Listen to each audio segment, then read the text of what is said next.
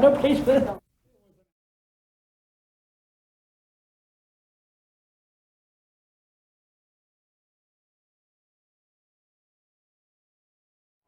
I'd like to bring the meeting to order. We'll start with the Pledge of Allegiance. I pledge allegiance to the flag of the United States of America and to the republic for which it stands, one nation, under God, indivisible, with liberty and justice for all. Okay.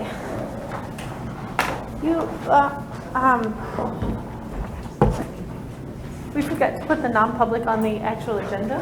Oh, It was. I know.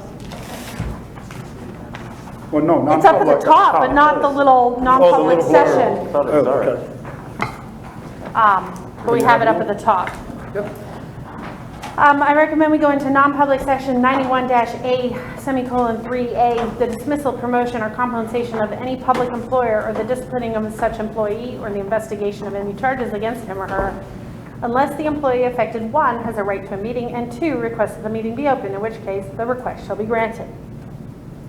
Roll call vote. Alexandria is absent. Bridgewater? Yes. Bristol? Yes. Danbury, yes. Groton? Yes. Hebron? Yes. New Hampton? Yes. Okay.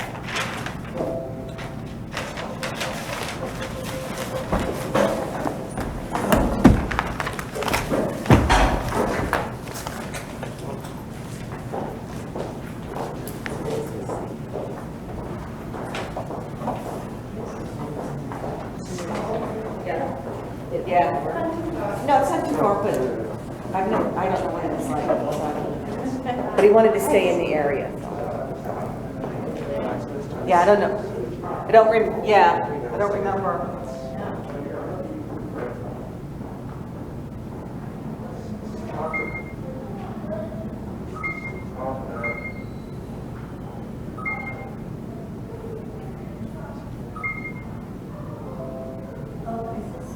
This is a virus. No, it's a virus. Genetic. No, don't. So now. They said do not touch it. So you can. They're going to amend it to add an agency. Oh, they haven't put you on yet? No, more Because I tools. was just like, No. where is he on here? They More didn't tools. put me up. No. You know, but they're gonna put you first, they said. Yes. Yep, hopefully. Yeah, under new business. So, and then what would be something I'm gonna say? Jason Dorsey? Well, I'm going to be requesting use of the maintenance trust. Nowhere in the system. Request. This is what they said to me the last time. They said, stop it. Maintenance. You should be getting these pop-up windows. Trust fund. Yep, No, for two it's projects. not, that's not how, you don't leave it on dormant. You have to completely eliminate it. It's not on.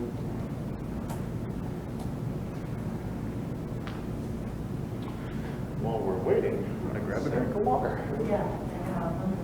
Yeah, I do.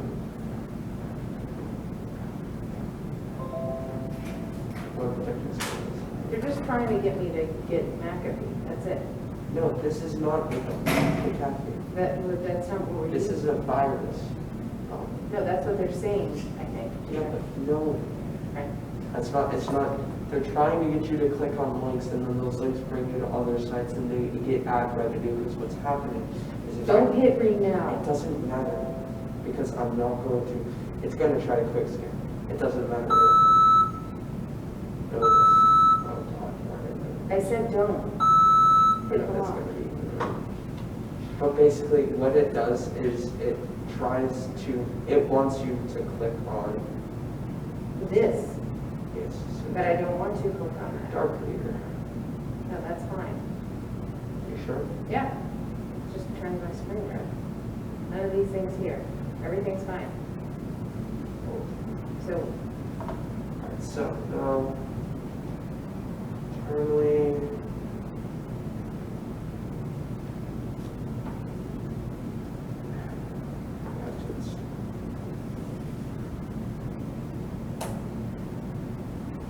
yeah, nothing. So it's just that, it's just trying to trick me into clicking on it.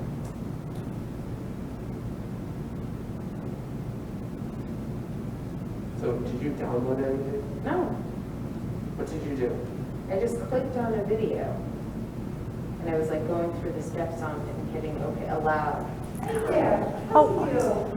Good, how are you? Beautiful. Oh, aren't So you? you're gonna. I just want to stop this. Yeah, but Oh, it's just go with it, doesn't it? It's It's from Google Chrome, so I know it's something But they on didn't come here. together and, not at I all. just It's don't just, you know. know, flowering. How do I get this to stop? Yeah. All of the tech guys Yeah, can yeah. get it for me. I felt like picking some flowers I on the can way. help you one, I can. I don't know, they don't turn off and Yeah, go, they still- turn off. It's notification, never mind. Marigold, no, Well, I'm worried you're I gonna. love those, I know. Yes. I even cleared viruses from my computer before. Getting water. I know you're looking for remember that the links are not going to be. The only You guys want some water? link will give you a virus. It cannot We unsee. used to give you The guys reason water. it doesn't is because it's not, it cannot install a virus to install it. Did you get welts? That's something. It almost looks like. Yeah, they love It that. looks like your welts. It's like It summer doesn't camp. matter right now. Oh, Yes, they are positive. water. You've said that enough times. No, I didn't.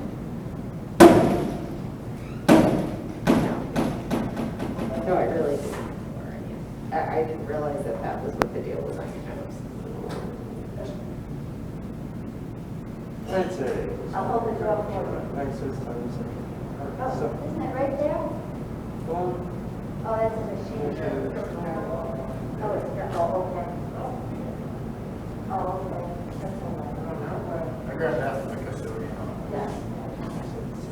I remember one day, Stacy came out with that, hi, oh, good. There was non-public right now.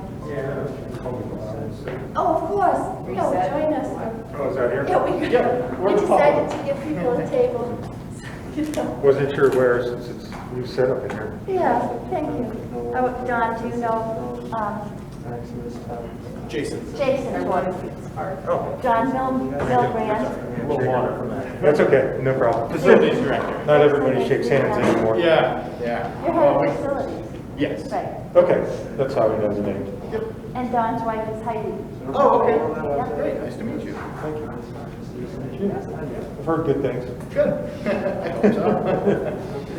And I just touched your nose for a second. How are you doing, Jeanette?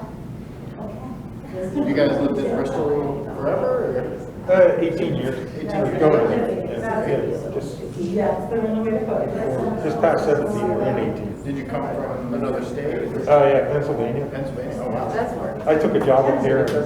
Heidi had a bed and breakfast in Pennsylvania, so we sold that. Got the one up Got here. the one up here. That's awesome. Yeah. Looked around the whole state Yeah. until we found it was tough. Yeah. Oh, I remember there's not that many These around. ones are. No, there isn't. And my office is actually in Nashville. What was in there? In Nashua? Yeah. Oh, man, that's a bit of a haul. This last year has been nice. Go ask him. It's been an extra, 3 hours a day Yep. for me. I didn't know he's here. Yeah, it's worked out pretty good. We're not Mr. C, I'm a mechanical engineer, so Oh, great. the whole facilities thing is big on Yeah, my we list. just need awesome. one. Yeah, I work with a lot of engineers. Substitute time. Not an engineer, but I work with them. Sorry to hear that fate for you. I know what we're like. Yeah. No, I love getting, as much insight as I can. Yeah. Especially somebody with that professional background, they just have so many different ideas that you can bounce off. of. Oh, yeah. Come up with other ideas that you wouldn't even thought of. That's what we're trained for. Yeah, I love it. Yeah, it's So, great. yeah, it was, oh man, how many years ago that during the deliberative session, they had zero in for the building fund. Oh, That's ridiculous. yeah. That is crazy. So, yeah, so I made a motion at deliberative session to start putting money in it again. It's the smartest thing that we I have know, done. it's crazy. It's actually why I'm here today. Oh, okay. Yep, to request use of some of that, to get some projects done. Good. And that's what it's there for, Good, makes me feel good. Yeah, it makes me feel good that somebody stepped up to do that, Everybody, it passed unanimously.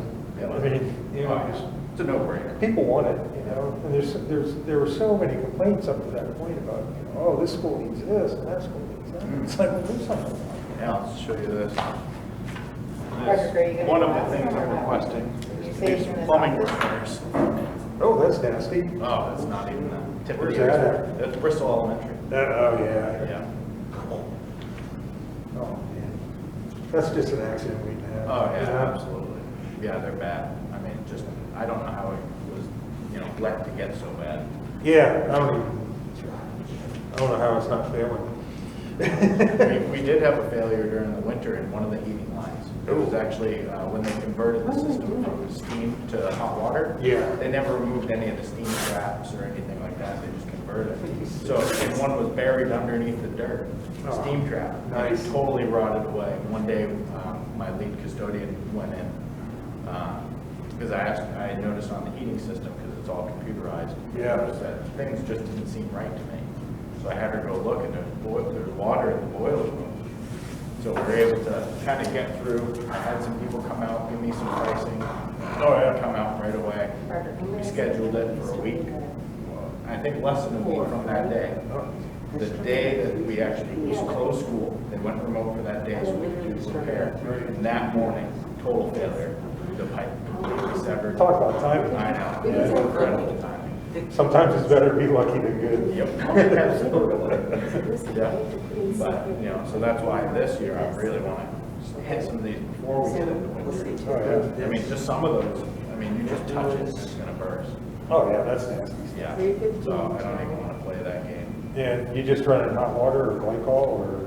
Just hot water in that system. We do have a couple schools that run glycol. Yeah. I would say an hour. Danbury, and then it's needed. from From 6 to what I 8. understand, they had some And then freeze-up the time issues. Areas.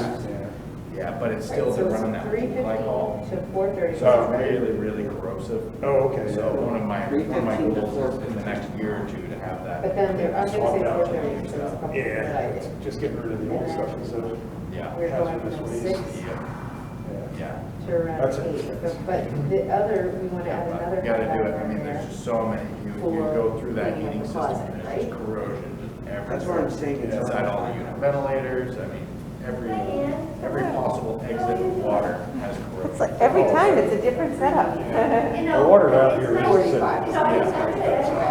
city water will treat, Yeah, 3:45. still. yeah, we do treat, It doesn't we make soften sense. our water here. You understand that? Oh, okay, yeah. We have a test for it. 3:15 to 4. Yeah, it does a number to the system, so. Yeah, I mean, would it be worth it if we brought, if we, in the future sometime we brought water, I'm not And the rest of sorry. them just.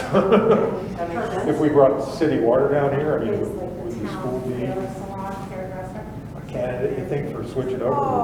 Would it be worth it? So, I think like I we'd said, have to- everybody loves them. Definitely, I've never Team had a up. problem with that. Yeah, I mean, if I have problems with the well. No problems. We do need to do some upgrades because, the system's from 1989, so it's starting to age. And we do have a couple of deficiencies, a couple pumps, or one pump that failed at one point.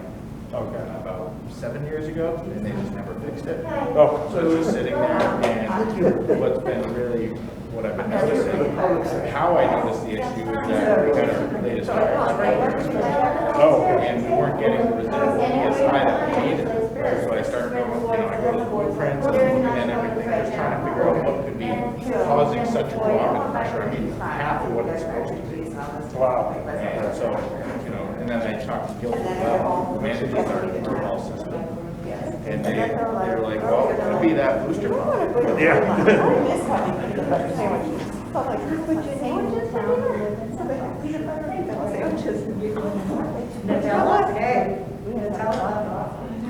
We don't? Oh, where'd it go? Oh, that's right. Actually, we just got a work order, I think, a couple days ago. that Yeah, broke. so. Great, they're showered.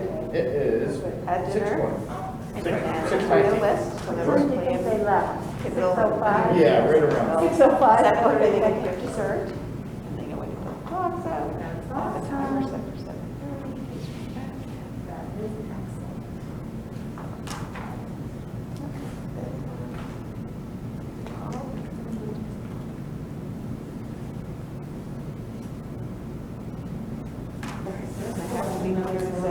see you there. Maybe it's one. Right. I'm in charge. I'll be right back, okay? No, Mr. CIA, Mr. Police.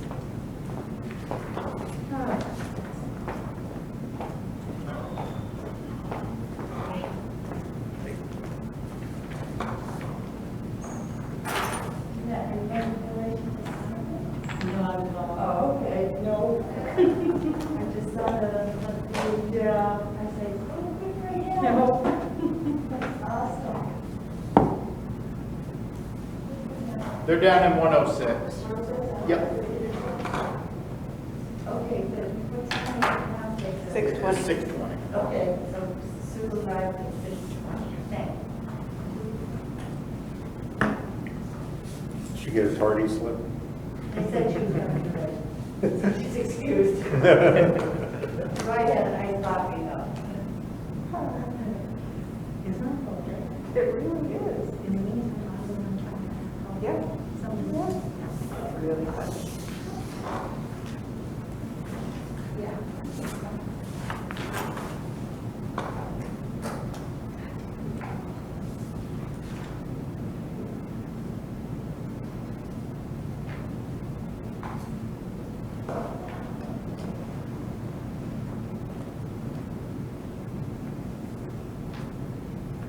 I thought that might be you, Mrs. Shedd.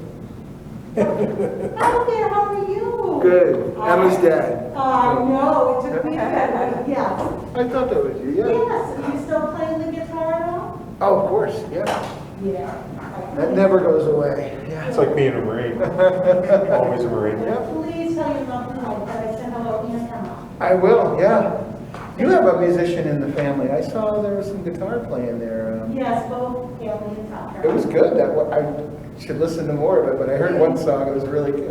Yeah, I'm trying on the ukulele, I'm getting there. Yeah, that's a hard one. Ukulele, yeah. Oh, and my son even, now is taking up the banjo. He's doing great. Wow. It's just, yeah, it's wonderful. That's awesome. Yeah, it is. Ukulele is very hard. It really is. I mean, I know people. Like 4 strings. I know, and you'd think it'd be simple, but it's not, when you play guitar, the chords are different. Yeah. So I'm always like, get on a ukulele, but I don't know where. I was actually just looking at when I wanted to buy my 2-year-old goes to our father-in-law. He's got all kinds of guitars, and she's always strumming them banging on the wall. So I was actually going to buy her a ukulele. There's no way around it. It starts. Yeah. They sound Yeah. so good. I love the sound. And banjos, I love. Yeah. I grew up on. Or you're sick, man. I grew up on that stuff. Yeah. Yeah. My grandfather's Yeah, an that- amazing harmonica player. Yeah, really? Yeah, Oh, cool. really good. So, yeah, I grew up on that. I don't know if you have Sirius Radio, but Yeah. the bluegrass station is, I listen to it all the Yeah, time. I love it. I've got that in Pandora. So That's fair.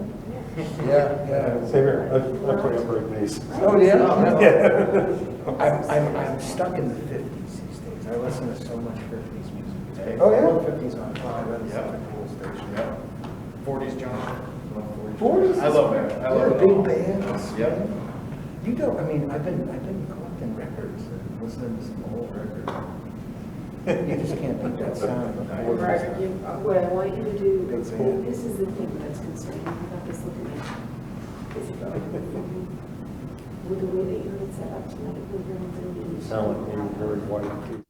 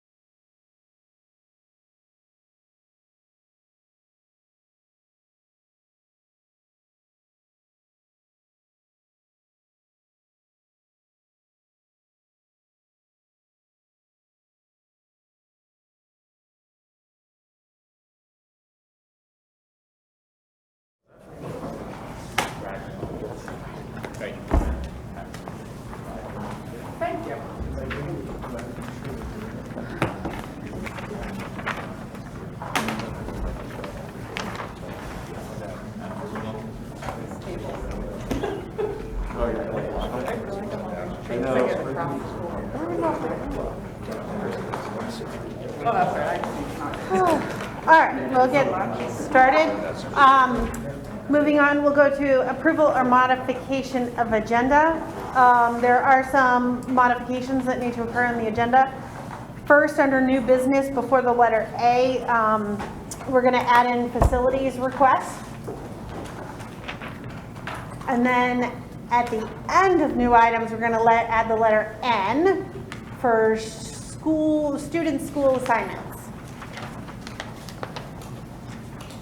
Because it should be HIJKLM, not ABC. On the next page, down towards the bottom, it says, it goes HIJKLM, and then we're going to add M for student school assignments. Does that make sense? Okay. All right, approval of minutes for May 24, 2021. Any gross grammatical errors or anything that needs to be corrected or amended? Move to accept them? What was that? Move to accept them, is that? Yep. All right. Second. Although, any further discussion? All those in favor say aye. Aye. Opposed? Abstentions? Okay. Moving along, public comment. Anybody have any public comment? Yep, I'll go first. Go ahead. John Sellers, Bristol. I actually want to talk about two things here tonight. One is the mask that everybody's still wearing these days. I understand the state of emergency is over. The other thing I understand, we have 200 active cases right now for 1.3 million people, which comes out to about 0.0001%. And my point is, I don't understand why we're still making the kids wear these, and when we have that low of case count and stuff. And I'm just wondering why the board here is not really being innovating, you know, instead of, which I'd like to see you guys more innovating and forward thinking instead of just being traditionalist, you know, just to get out there ahead of this. Make people look at us for a change and say, you know, we're leaders, you know, instead of followers. So I'd like to see that be happening, and especially I'd like to see the mask off the kids. I did see your information for the next coming year, so I did read through that as well. I do see some changes and stuff, which is good. I'm just hoping that the mask thing actually goes away, because I think it's really hurtful. Can't see expressions on kids' face, the teachers' faces, and so on. And other than that, we don't really know who to follow anymore, honestly. Fauci says one email, yes, one email, no. CDC says yes, then they say no. You know, who are you supposed to follow these things? That's why I'm saying you guys got to look at this and look at some of the numbers in the state of New Hampshire and say, yeah, our case count is really, really low. This is not necessary. All right. The other thing I want to talk about is I know you have a correspondence from the Newfound Teachers Union letter, I believe, and I believe it's going to be about Heidi Milbrand, an incident that might happen. I just want to say, you know, when I first met Heidi, it was at a Meet the Candidates in Bristol, and you know, we discussed something kind of like really off the record. You know, hey, how do you believe in this? How do you look at the school and that? And she came across to me as harsh, you know. But after I got to know her, I said, oh, she really is convicted. She stands up for her convictions. And that's what I liked about her. And that's what I still like about her, because she's still standing up for her convictions. Whatever the incident was that went on, I wasn't there. I can't say what I've heard. I'm just saying is, to me, she probably had a conviction and she stood up for it. So I'm just saying, even as a Bristol resident, I'm still standing up for Heidi at this point. Thank you.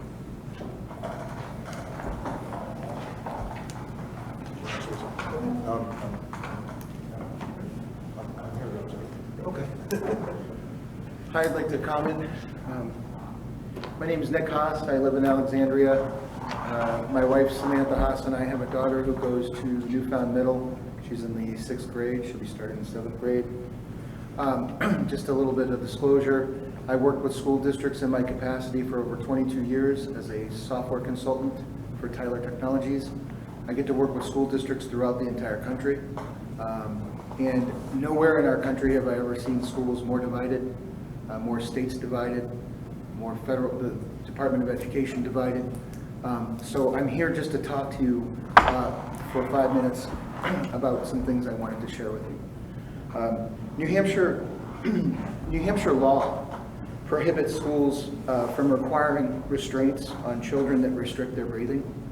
RSA 126U4 states that no school or facility shall use or threaten to use any physical restraint that obstructs a child's respiratory airway or impairs the child's breathing or respiratory capacity or restricts the movement required for normal breathing. In New York today, the hotbed of the pandemic, vaccinated people can now go completely mask-free. Hollis, Brookline, and Bedford schools are currently being sued by parents over the mask mandates, and they are using that RSA. April 16th, the statewide mask mandate ended. June 12th, the state of emergency for New Hampshire was declared over. Most of every county in New Hampshire now reports record low transmissions. We can go in our state house, we can go into our New Hampshire Supreme Court, we can walk around Durham, Dover, or Portsmouth without a mask on. And we're still masking the kids in this school district. Breathing freely isn't something our students should ever have to ask permission for. Masks might protect the high risk in the very crowded areas. We understand this in the indoor settings. But that's really all at this point. Masks are not just uncomfortable for our kids, they're also very harmful. I would like to share some research with you on how they harm our kids physically, psychologically, and emotionally. The evidence on mask wearing is mixed. I think everybody in this room can agree. Masks cannot be just uncomfortable for the kids. The harmful effects are: it lowers self-esteem by removing their individuality. It creates a lack of leadership skills development. It creates paranoia and promotes antisocial behavior in our children. It causes depression at an alarming rate. I can tell you my daughter is very depressed. She was never before this pandemic. It removes the ability to smile at one another and to bond. It compromises the immune system and restricts our breathing. It promotes a following mentality, and everyone is the same, and removes that individuality. Compromises freedom, promotes isolation, and it teaches kids to blindly follow. According to the Psychiatric Times, 86% of parents today have reported negative changes in their children's behavior since the pandemic and the schools went remote. These mask mandates are cruel to children, and we as adults are supposed to help them with these fears that they have, that they're being stalked by this demon that's in the air. Mask wearing will scar some of the children too psychologically, and it's possible physically too. Some in the medical community today, and I don't know if you know this, are concerned of the prolonged pressure on the ears of the masks. By hiding the teacher's lips and muffling their speech, mask wearing is making it harder for children to develop the linguistic skills they need, and it prevents children with hearing impairments from lip reading. Unable to rely on the facial cues, the teachers and students of all ages are sometimes misinterpreting one another. It's an acute problem really for children on the autism spectrum too. Now staff definitely across the nation argues that we can wear the plexiglass face shields, but it's a known fact. Even psychology today admits that the face shields are scaring some kids. Some kids are afraid of them. So how are our students supposed to develop the critical social skills when they can't see each other's faces, or sit together, or play together? A study that was recently at a prestigious university showed more than half of the parents are reporting that masks are giving their children headaches and making it difficult for them to concentrate. More than 1/3 of the parents studied cited other effects like reluctance to go to school, unhappiness, impaired learning, drowsiness, and fatigue. Masks can also be breeding grounds for infections, bacteria, mold, fungus, which is why the CDC recommends that a cloth mask should be washed with soap and water whenever it gets dirty, or at least daily, right? But the CDC also advises that we wash our hands every time we take off a mask, and then we wash our hands again after we put it back on. So pretending that our kids are doing that dutifully and taking all these precautions we can all agree that's absurd. They don't. Do we think that children improperly use masks? I definitely do. Further research is showing that a moist mask, and I wore one working at Ragged Mountain all this winter, I was having trouble breathing with that thing on, and the moisture was making me sick. I actually got a cold a couple of times, and it just out of the blue. Especially where we've had hot days lately, I've raised this to the administration. We're putting the kids in harm's way, I think, putting them in the middle school with the masks on. My daughter's coming home every day complaining. Guidance was issued jointly by the UNICEF and the World Health Organization that children 5 years and under should not be required to wear masks. But it's based on safety and the capacity to appropriately use them. But UNICEF and the WHO also advised against masks for children when they're physically active. I had to pull my daughter this year from basketball, which she loves. I was a basketball coach over at BHVS. She couldn't play this year because I didn't want her wearing that while she was running up and down the court. That really hurt her for a year that it was really important to her. And I think wearing them while we're, I don't know if you guys have seen that video, but there was a student out west that passed out cold. There was also rumors of a student in New Hampshire that was passing out on the bus from wearing them. Most kids cannot, I think it's safe to say they all touch their mask consistently.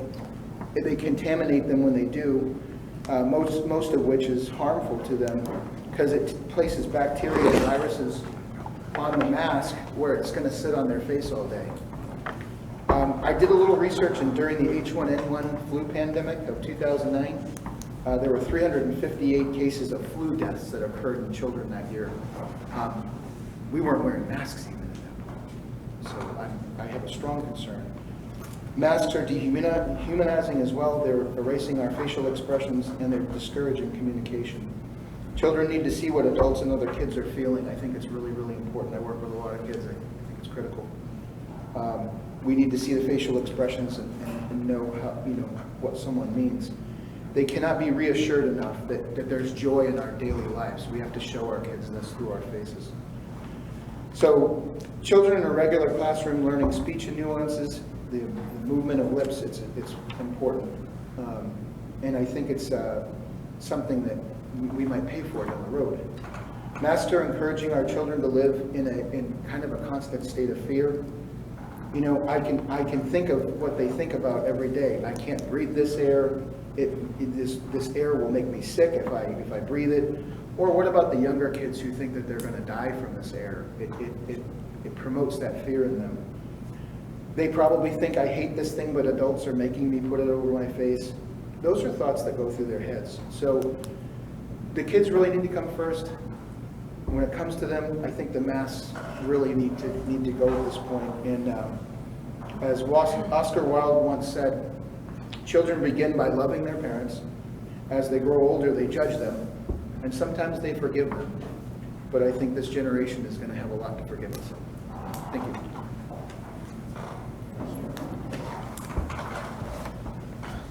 Any further public comment? Okay. Next, correspondence, Newfound Teachers Union letter to the school board. I had already, just so people are aware publicly, that Heidi and I had already chatted that I was going to read this, and that I've given her time after this to make a statement or discuss it so that everybody's aware. Per state rules, you cannot have any discussion regarding a school board member in non-public as well, just so people are aware. To the Newfound Area School Board from the NTU local number 6557, date June 6, 2021, regarding a school board member behavior. The union had a membership meeting Thursday, June 3rd, 2021 to conduct union business. During the other portion of the meeting, a member brought up the alleged altercation between school board member Heidi Milbrand and a member of the public, as it was all over social media. The teachers were completely awestruck by the behavior of a school board member. Some teachers had not heard about it yet and were literally speechless. The teachers as a group voted to let the Newfound Area School Board know of their complete dismay and disappointment in Heidi Milbrand, if this allegation is true. The teachers are extremely concerned that she is a member of the school board where we believe her first concern should be the welfare of children.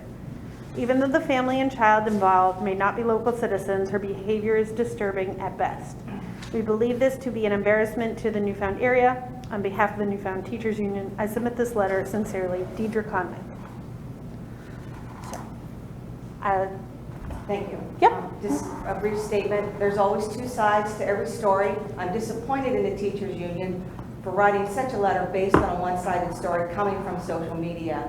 They made no attempt to investigate, but rather they chose to accept hearsay and immediately became the judge and jury. Further, this is not a board issue. The incident cited has no connection to SAU4 or this board.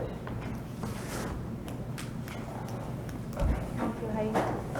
Does anybody have, board members, does anybody have any comments or anything?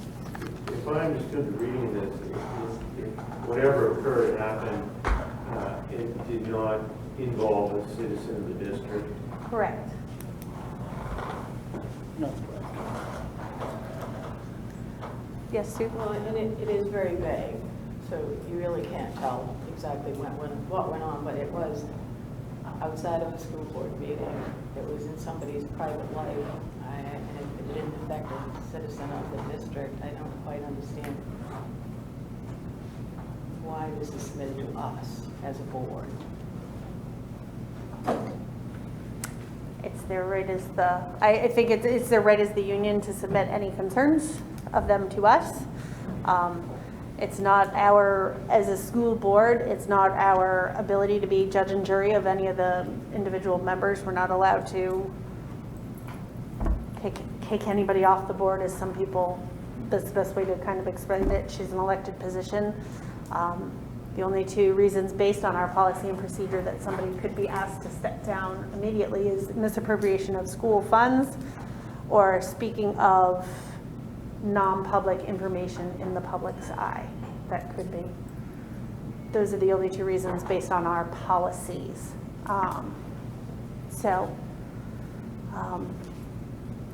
Like I said, Heidi and I had a discussion prior to the meeting as well. So, any other further comments? Okay. No further comments. We'll keep moving. Any other correspondence? Nope. Okay. Announcements and recognitions. Superintendent report.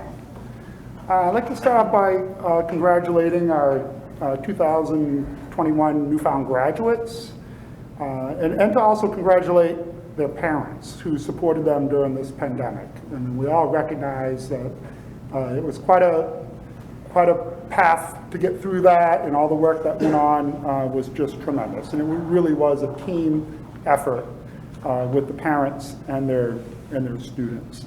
This group of graduates overcame more obstacles than any class before them. Because of this, they will be well prepared for the next challenges of college, military, and work. As this school year, like no other, we've had to endure, comes to an end. I'd like to thank some people. I'd like to start by thanking our families for their support and patience. And thank our students for being resilient and flexible and able to switch learning modes instantly. I'd like to thank our maintenance staff and for the incredible job they did keeping our buildings clean and sanitized. I'd like to thank our school nurses who worked tirelessly keeping up with the constantly changing New Hampshire Department of Health and Human Services guidelines, and they conducted contact tracing, notified students and parents who knew about COVID cases, and most importantly, working with school staff and administration to keep our students safe. They've just been tremendous. I'd like to thank our school administration for truly building the airplane while in midair, facing constant challenges and decisions that needed to be made that they never had to make before. It really was a challenge. By keeping the students' safety and education at the center of all their decision making. I'd like to thank our school board for supporting and trusting us during the pandemic. I'd like to thank our paraprofessionals and office staff for doing more than they've ever had to do being flexible and supportive of our students and teachers. And finally, to our teachers, you have been incredible. You wanted to be in school full-time when many others didn't. You agreed to live streaming of our classes to remote and hybrid students when many wouldn't. And most of all, you provided a school year of high-quality teaching and learning and care for our students like no other. So I really feel strongly that newfound teachers just did a great job this year.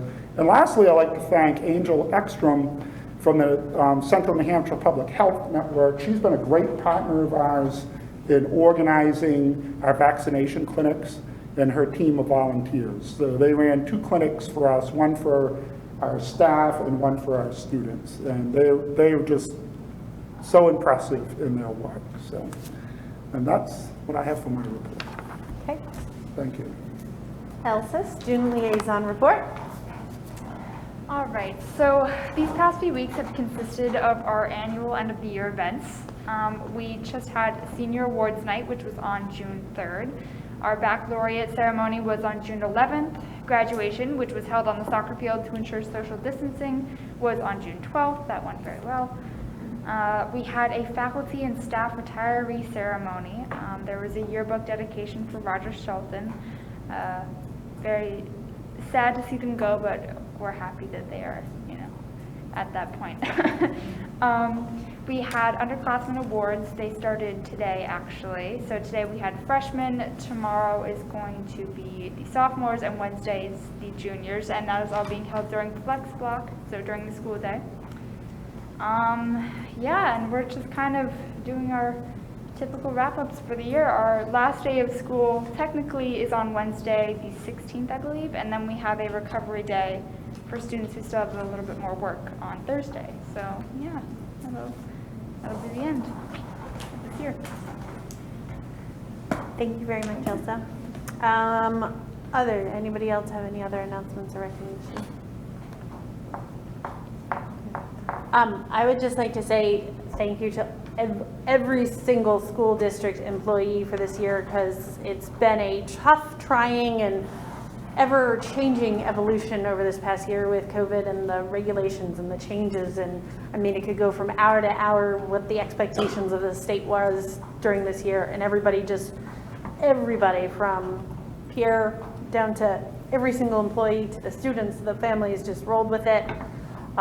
It's been a trying year, but unfortunately I can't make it to the barbecue on Thursday, and I feel bad, but I just wanted to make sure I said thank you to everybody because I can't be there. So I do apologize, but thank you to everything you've all done. I really do appreciate it. So,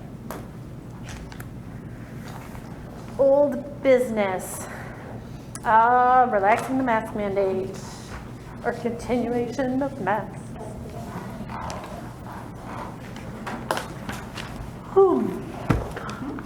Comments, discussion? Yes. I'm passing out copies of the letter from the Department of Education from June 9th. The New Hampshire Department of Education and Division of Public Health Services issued joint statement regarding masks in schools. And I understand that the Commissioner of Education has phone conference with many of the superintendents. And I think the description was they did everything but dance on the head of a pin to say it's okay not to do the masks anymore. Chan wants to keep the recommendation of masks still, but this says while K-12 schools continue to have the ability to set face mask policies for COVID-19 prevention, the Department of Education and Public Health recommend that there should be flexibility in school face mask policies so that if situations arise where it becomes potentially unsafe to wear a face mask for prolonged periods of time, for example, due to potential heat exhaustion, dehydration, significant discomfort, or inability to wear a face mask, that steps be taken to allow masks to come off, even in indoor environments. The New Hampshire Division of Public Health Services is in the process of updating their general face mask guidance. I was in a meeting with the governor.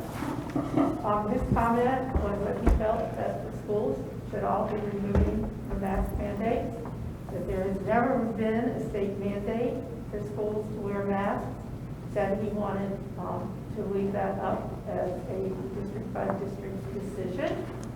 And unfortunately, we voted to follow the recommendations. Well, the governor clearly thinks Jan's recommendation is a little bit over the top. And his comment was that the citizens, the parents, and the kids need to let their voices be heard to school boards, that they want the masks to come off. And I think Mr. Haas gave a lot of really good reasons. And he followed that statement up. And if the school boards don't listen to the parents, then they should vote them out of office. He publicly said that after the private meeting. It was in the media. He keeps insisting there has never been a mandate. We don't want to order schools not to wear masks. And when I asked for this to be put on the agenda, I did not intend for us to forbid masks. It should be an option. I have experienced headaches. I've experienced vision problems because it tends to mask above your nose. It presses against the eye duct and the eye. I just wonder how many people have tripped and fallen because when you're walking with the mask on, you really can't see your feet very well. I also have a lot of nausea, and I kept wondering what's making me so nauseous, and I finally realized it was the mask. Breathing in the carbon monoxide. So I'm recommending that for the last 3 days, or 2 days of the school year, that we not require the masks anymore. Particularly sitting at your desk with a plexiglass thing around you all day just kind of seems ludicrous, especially when we're looking at the middle school and the high school. Many of those children are already vaccinated. There have been no youth deaths in New Hampshire. There have only been 21 people under the age of 19 in New Hampshire this entire time that were hospitalized. A number of school districts in New Hampshire have already done away with the mask requirements. So I think we give the last 2 days of school for kids to breathe free and to see each other smile at each other. And I understand, at least now they're not on the playground with the masks, but I think it is overcaution. I think probably within the next week or so, you're going to see Dr. Jan walking back the word recommend as well. So I really ask that we do away with it this last 2 days. Encourage children to still wear their masks if they feel comfortable, or if their parents want them to wear their masks. But I think it's time to let the mask requirement go. We can always reinstate it if there's an uptick. And to be honest with you, if I'm a parent and I'm already concerned about kids wearing masks, and then I see the reopening plan, which includes masks, in August, September, I'd be looking for somewhere else to go. So I don't know how you want to do this. If you want me just to throw out a motion. I think we should let all board, because it's a contentious debate, I think we should let all board members have a speak if they would like to speak first, and then if somebody wants to make a motion, that way people can chat. Well, there's always discussion after a motion. But There is, but that, you want to handle it. I'd like to do it that way, that every board member can have a can talk about the masks, and then if whoever wants to make a motion, either way, whatever, that's fine. Sure. I know you had your hand up, so go ahead, Tom. Oh, No, Tom, I saw you do that. Me? Yep. So, quick, Pierre, so are we still, the recommendation is still, hasn't changed, correct? Or- That's correct. Right, okay, so the recommendation hasn't changed, so that's basically what, if the recommendation did change, I think we we would likely change with the recommendation, correct? That's what we've done all year. So that's what we've done all year, okay. Yeah. So you answered, the question I was going to have was, is the objective here to, realizing which is Monday night and school ends, as Elsa said earlier, Wednesday, is the objective for us to discuss whether or not we're going to do something for the 2 days? I guess that's a question that I had, but I guess that's been answered. The answer to that seems like it's yes. So I was trying to understand the larger picture of what we were trying, why we were discussing this. Yeah, I mean, I guess I would say that since we've gotten to this point, however many days that is, and we have 2 days left to follow the recommendations, that we follow the recommendations for 2 more days. Any of the damage that's been discussed, I'm not sure that the damage that's been discussed is going to get any worse or better by people wearing 2 days and us continuing to follow the recommendations. The other point around next year's is at this stage, I think it would be irresponsible to understand what's going to happen over the summer. So I think at this point that, you got to start building a plan. So people are building a plan on what we know right now, which would include, I would think, back to the same point we just made, that if things change over the summer, we might go one way or the other. Hopefully things get better and we can move to where we don't have masks. I don't know who in this room or anybody in the community that's like, we really want to wear masks. We all want to wear them. The teachers want to wear them. The kids want to wear them. I want to wear them. The parents want to wear them. Nobody wants to wear masks. I would imagine. It'd be kind of a different issue, and we could look at getting help for those that want to wear masks just because they want to wear a mask. So I guess that said, who knows what's going to happen over the summer? I would imagine that we'll follow the recommendations, whatever they be, to be responsible when we get to next year. So, but for now, I guess this discussion is about the next 2 days for Let's school. talk about summer school. Well, I'm sorry, I should have asked the question. I thought I heard earlier that this was about 2 days in school, the last 2 days of school, so it was what I heard. So about summer school, I'm glad you brought that up, Fran. So we've been discussing that in the office, and we have small cohorts of students in summer school. So it's very likely that in classrooms where we can socially distance by 6 feet or more, that we're not going to require those students to wear masks in the summer. I mean, we may have some that are closer and they'll have to wear masks, but we've already, I mean, it's basically everything beyond 6 feet, you don't need to wear a mask. So we're gonna do that for summer school. That's our plan. As long as we can maintain that, and we think so. Looking at the enrollments for summer school, they're small groups, so it's easy to spread out in a large room with, 6 or 7 students. And then just a follow-up point on that period, and that would be following the recommendations, right? Right, and that would So be following the still recommendations. Following the recommendations. That's right. Okay. Heidi? Well, according to this date of June 9th, the recommendation is that there should be flexibility in school face mask policies. What recommendation are we talking about here? These two, what recommendation are we talking about that you both mentioned? The recommendation from public health. From Well, Dr. Chen. this is also from public health. This recommendation dated June 9th is that there's flexibility. And if kids and parents are still concerned, freaked out, scared, whatever, then let them wear a mask. But for the kids and parents that are sick and tired of it and don't need to wear them, they shouldn't be wearing them. I've been against masks since the get-go. But it stated here on June 9th that the recommendation is there be flexibility. To me, that supersedes whatever this previous recommendation is. So for 2 days, let them take their masks off. And if they want to wear a mask, wear the mask. But for 2 days, it's the end of school. I would say that the leadership of the district, with in particular the superintendent as steward of that leadership, wrote and executed a plan for the pandemic that we all voted for. We didn't vote for it in pieces. And if that plan were to change, we would have commentary and a vote if whether or not we agreed or disagreed. Correct? That's right.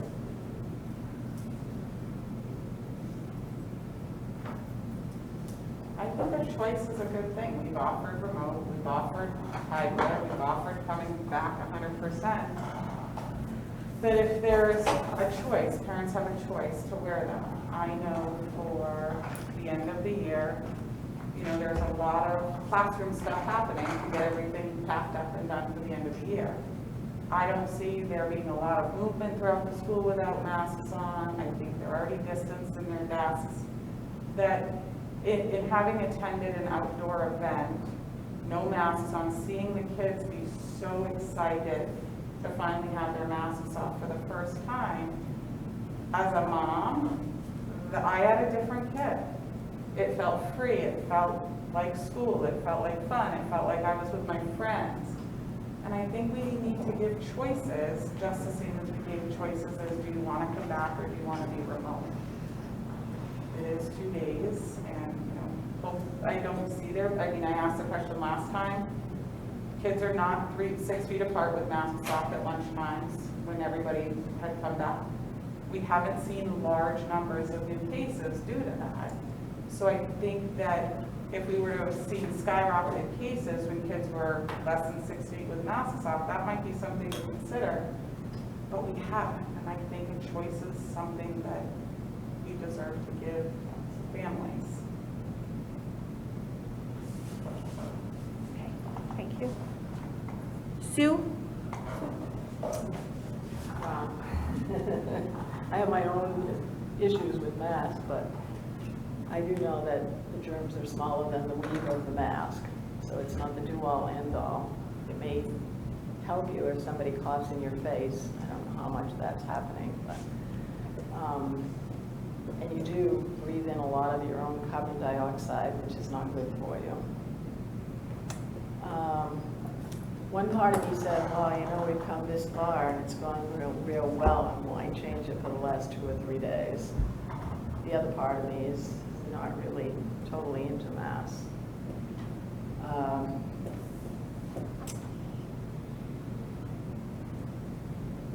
And they do have, you know, they do have the shields. I don't know if they use those all day or if it's just at lunchtime. Oh, the plexiglass shields for lunch. For lunch, yeah.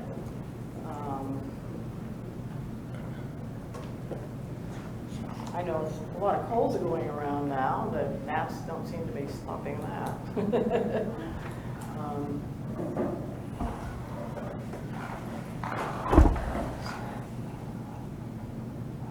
And it's been really, really, really hot, and some of the kids have had some issues about, and I think it's partly due to the mask, because they just can't get enough oxygen. So it depends on the weather, I guess. It's supposed to be cloudier this week, or part of the week. I don't know. It's never black and white. It's always gray. But I would vote for taking the mask off the last couple of, I guess it's 2.5 days. If the parents feel very strongly that the children should wear the mask, that's different. I would vote for removal.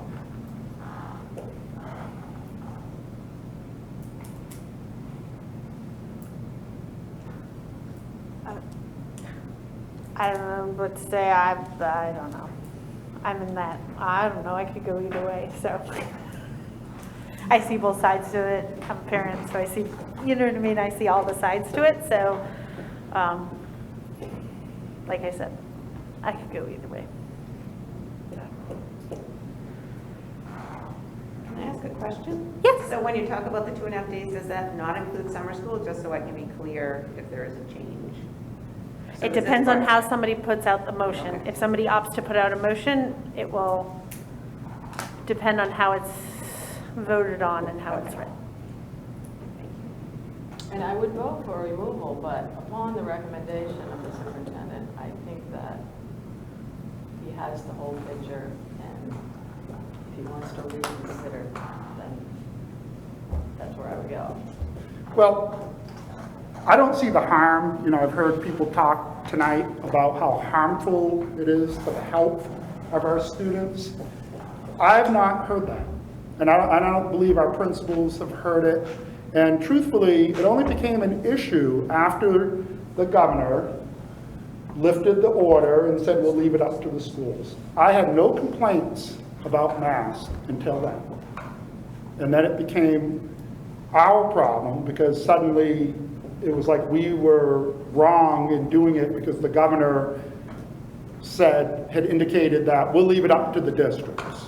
So suddenly at that point, then we got questioned, we were threatened to be sued, and the question about restraints, that was already tested by the Attorney General in New Hampshire and said it's not a restraint. The Department of Education asked for that clarity. I see students walking to school in the morning wearing a mask on the sidewalk. They're not required to do that. So if it's so harmful to them, why are they doing that? I don't understand. So I feel like I don't understand that because I go for a walk every morning in Bristol and I see little kids coming out of their homes wearing their mask walking to school. That is not required, but they're doing it. So it obviously isn't that harmful. And we have not had complaints from anybody about the mask. And I think we've done a really good job here. We've stayed the course, we've stayed with our plan, and we followed Department of Health and Human Services guidelines. You know, I have to say I'm disappointed if the governor is saying he never recommended. I saw many press conferences where he stood at the podium and was asking people to wear masks. So that's confusing to me. I don't understand that. But I don't see the harm in holding to what we're doing for the next 2.5 days. It's worked.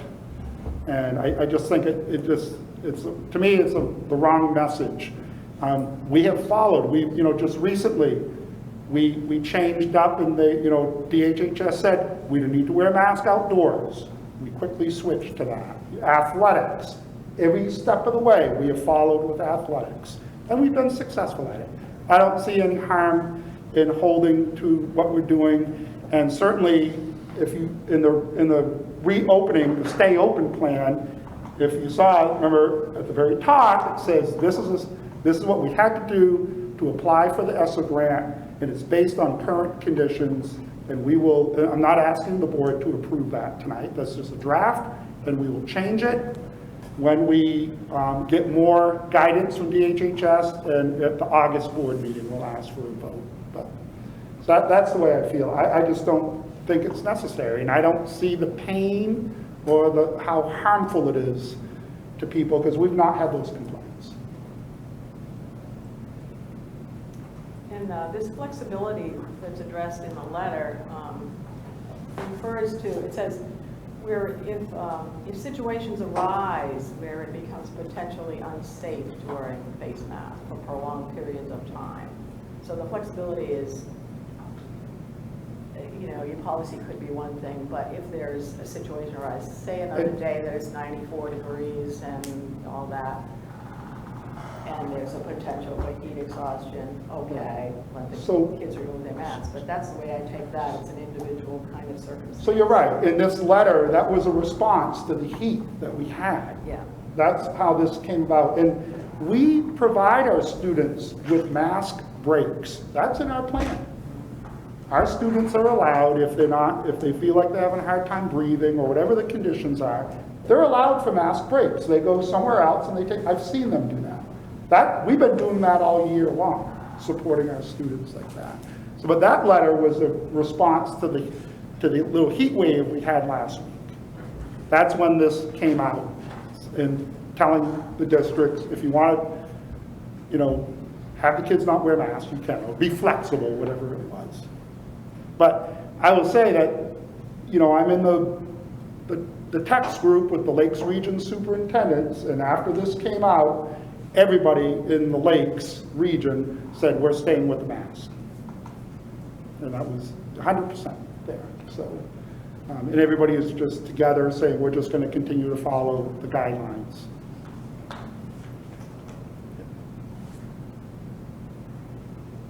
Melissa. Yes, Fran, sorry. Thank you.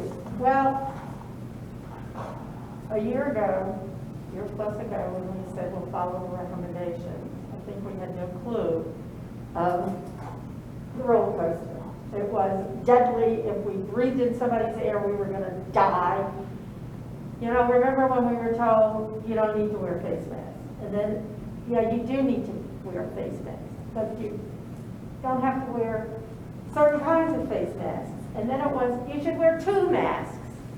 Then it was, if you get vaccinated, you don't have to wear a mask. Well, you know, right there, it's inequality because kids have had vaccinations and they have to wear masks, but yet all the rest of us can go to the grocery store or to Walmart and not have to wear a mask. So they're being discriminated against because of their age, because they're in school.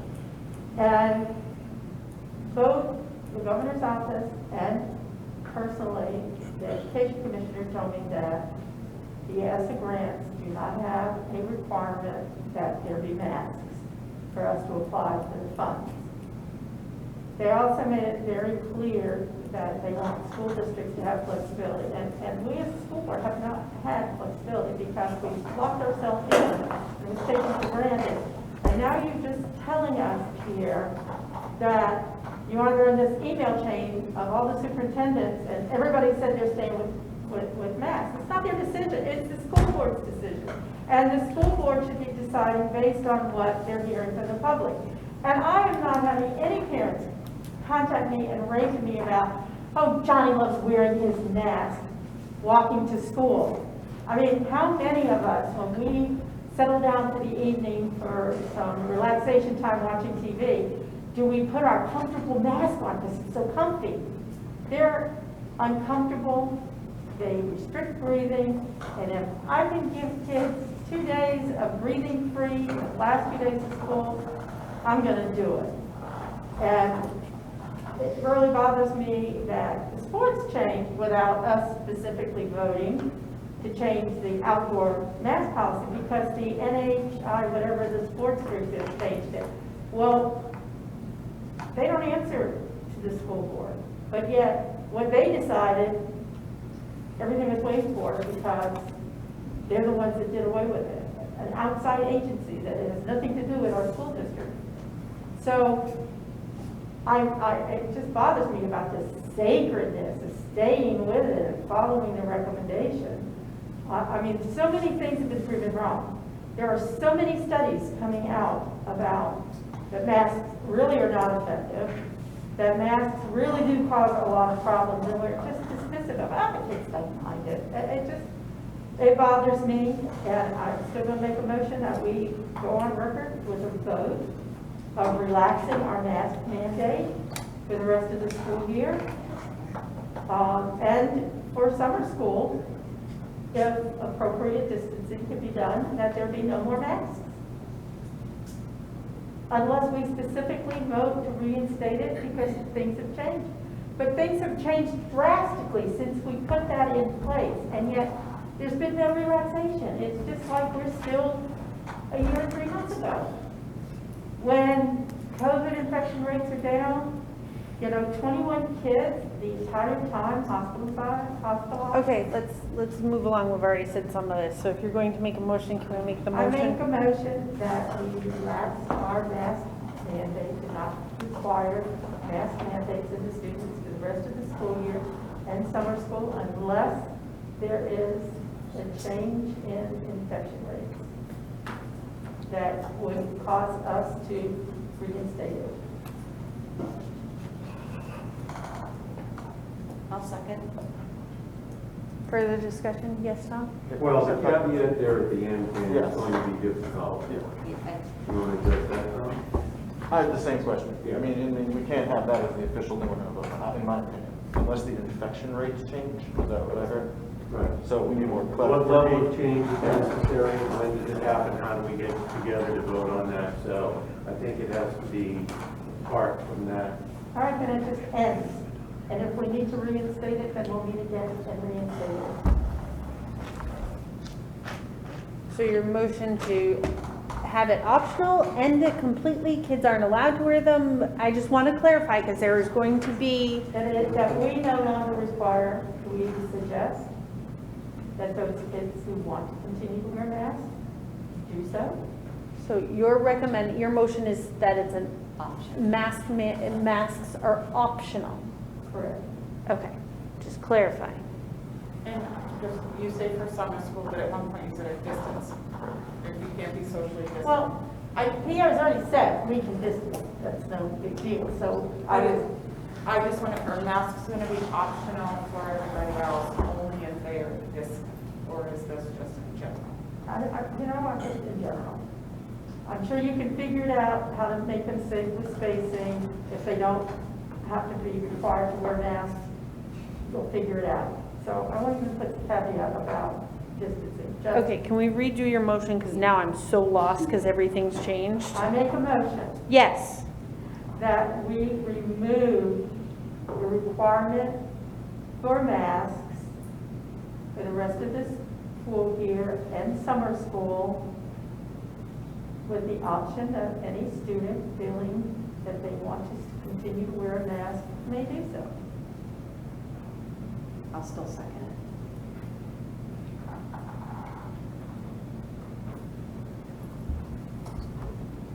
Based on your motion, we will have to re-vote come August whether we do or don't do it. Because you're only saying the rest of the school year and summer school. And that's fine. Okay, I'm just making that on the record, so. Because we have to rework the reopening plan, correct? Right, we're gonna have to rework the opening plan, but I'm just making it very clear in public meeting that this is only for the next 3 days of school based on Fran's motion and summer school only. She has limited it to those 2 items. Yes, Tom? Question, so does this override any change that comes from guidance? Like, you know what I mean, like, say things did ramp up to whatever, and therefore there's different guidance from the state, from the Department of Education, et cetera. Does this override that? For some- As of right now, that's the motion of a plan to put in place.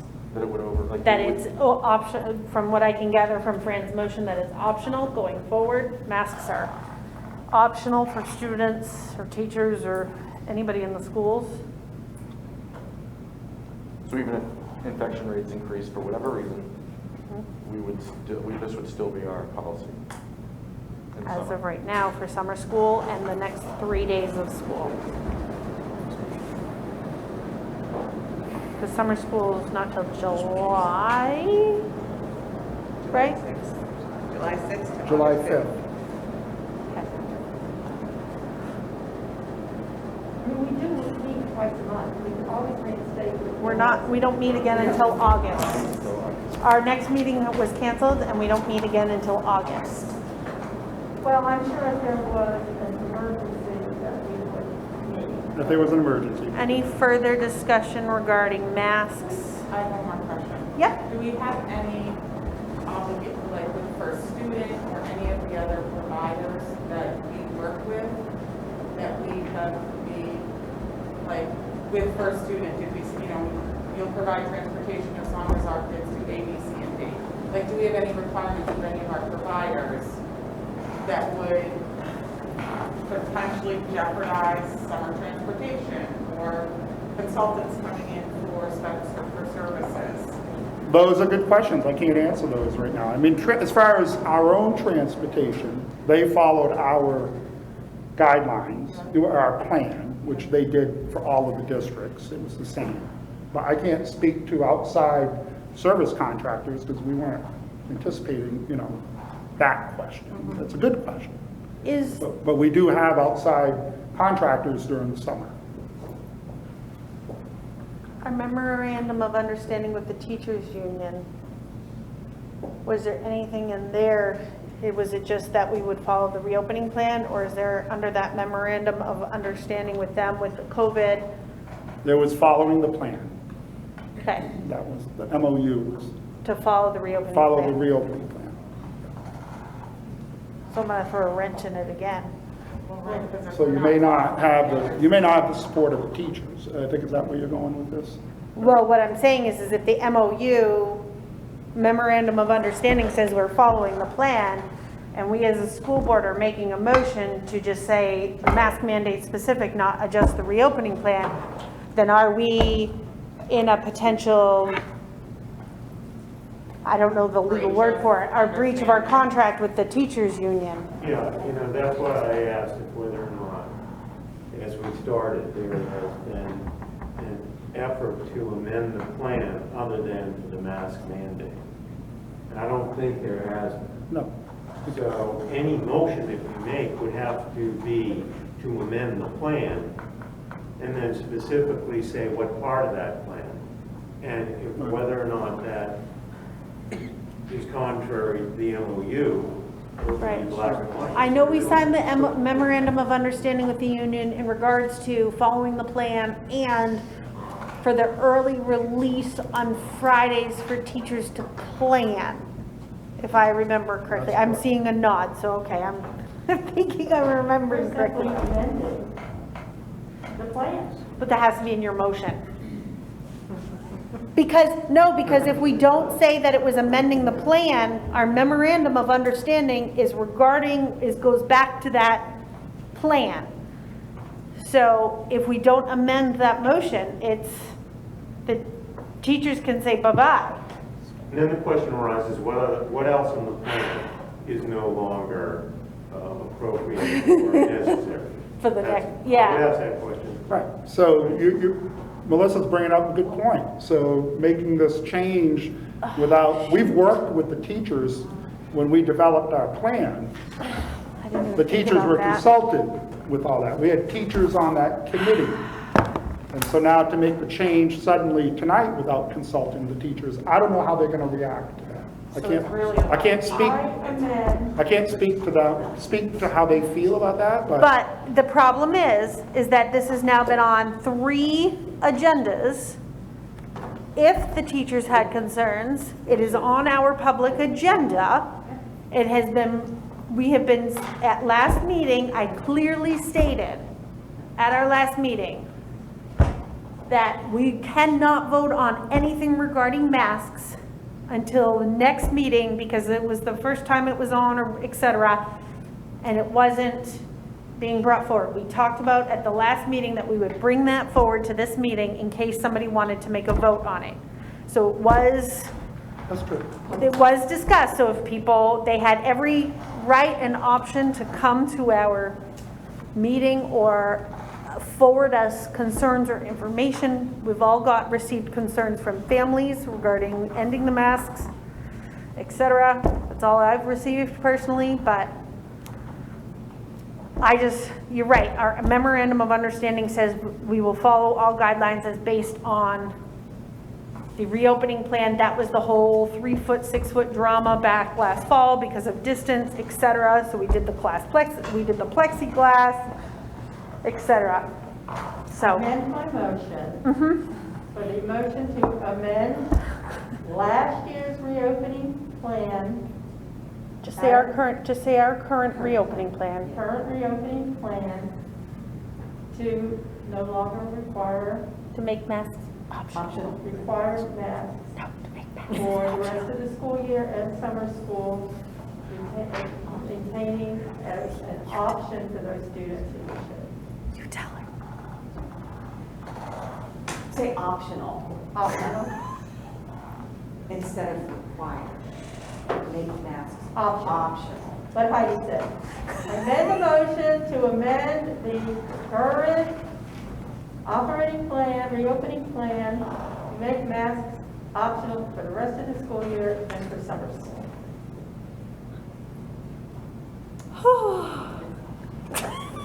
I just want to throw some more mud on here. Oh, no. Wouldn't the teachers have to sign another memorandum? Because the memorandum is based upon the conditions that were there when they signed the memorandum. But we've made changes to the plan along the year. We have not had to re-sign our memorandum of understanding because it's under that plan. And we have made changes like we said, at first we said no sports. And then remember we changed and we said, we'll follow NHIAA recommendations going forward. That's how come we could make the switch so quick with sports, is because we had already said we were following NHIAA recommendations. That's why we made this quick switch. As soon as they said outside they don't have to wear masks, it was done. Because.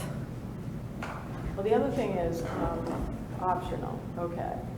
So if some parents want their children to still wear masks, how are the teachers going to know that? Do you see that it may be happening that, oh, these kids are not wearing masks, so the ones whose parents kind of want them to wear mask either. How are you gonna get a handle on all that in that short? It's just like the recommendations for sports in the fall. We made, it's a parents and family decision. We made it a family decision, I feel like, in the fall. No, but Sue, what you're saying. She's talking about young elementary When students. you serve that the parents, So what Johnny they goes want to is school. follow through with, but with the student. Right, Right. Johnny goes to school and throws his mask in his bag and says, my mom said I don't have to. Yeah. And then mom gets upset when she sees a picture that he doesn't have a mask on. We can't put that on our teachers and our staff to, like, there's no, in 2 days, we can't get like a permission slip saying, Johnny does, Susie doesn't. Well, to be honest, there's been pictures today from different schools with no kids with masks on in their classroom, standing right next to each other. It's been going on for a while on Facebook. I think multiple people have said you can see either side of it. You can. It becomes so complicated because there's pictures on, like I said, there's pictures on Facebook of kids in a classroom standing together, smiling for a picture. So I just wanted to clarifying, so earlier the question was asked Pierre, like, seeing what the superintendent would do, and that if Pierre said something that we would vote that direction, correct? I just wanted to, and I heard from you that you would recommend keeping masks for the next couple of days, correct? Okay, just wanted to make sure. It's gonna be confusing. I think Britta just made a really good point. And Sue, you know, and I hadn't even thought of that. That's just another, you know, example of the confusion with the teachers as well. I just don't see the harm in 2.5 more days. The weather is gonna be mild. We went through a hot spell last week. It's gonna be, you know, 2.5 days of nice weather. It'd be much less confusing just to stay the course. So I just, last thing would be, I mean, there's a lot of emotion on either side of this, for sure. A lot of emotion, right, around this thing? Yeah. This thing, you know, there's facts and then there's a lot of emotion. So there's a lot of like statements being made about stuff that's out there, or they say this, or they say that, or this is published, or this is that, you know. So again, let's just remember, it's what, 2 days, right, that we're talking about? Because I think summer school, you address that if social distancing happens, the mask's not going to be worn. So we're really talking about 2 days here. And I just want to remember, us to remember when this group, we had a mandate from the governor that we needed to send everyone, you know, we needed to get rid of masks. What was it, like the week that the teachers were going to be inoculated? Do you guys remember this? So literally. So it was happening on a Friday, and it was like, and it was right before school vacation. Okay? That was frustrating to me. I don't know about others. Okay, that we couldn't wait. We couldn't make this, what I've been hearing, like, hey, let's be flexible and make these local decisions, right? In that case, we didn't, you know, we couldn't, I don't know what we didn't, right? So we basically sent people back, you know, to school for 2 days, you know, but right before the teachers were going to get inoculated, and then they were going to have another, you know, week of vacation. So I think here we have an opportunity to, again, it's about 2 days. It's a tough decision, but leadership decisions are tough. You know, and so I think, again, really balance this thing, what we have going on here. If it is both sides, why the heck wouldn't we err on safety, keep it doing what we're doing? Nothing that's been discussed about the harms are going to be reversed in 2 days. You know what I mean? Like literally nothing. And there's no data, no study, no anything that's going to come out and say that. Right? There isn't. So that's all my last point about it. Okay. Any further comments? Okay. Sorry this is taking so long, but I think it's a good discussion, personally. All right. All those in favor of relaxing the mask mandate to optional for the rest of this school year, as well as summer school, say aye. This should be a roll call vote. You want me to do a roll call vote? That's up to the chair. Yeah. Yeah, no, I'll do ayes and nays. All those in favor say aye. Aye. Aye. All those opposed say nay. Nay. Nay. Abstentions? There was two. How did you vote? I voted to keep it as is for the 2 days. She voted nay. Sorry. There was 2 yes. 2 yes. 2 yes, the rest were nays. 2 yes. Thank Yeah, you. if we Five had voted was yes. like 10 minutes ago, I was more on the choices, but there's too many, Red herrings. there's too many other pieces that I think can get really, really messy in 2 days. Okay. Tried to do this 2 weeks ago, but we had to wait so that Yep. it could be on the agenda. Hopefully next year it goes away.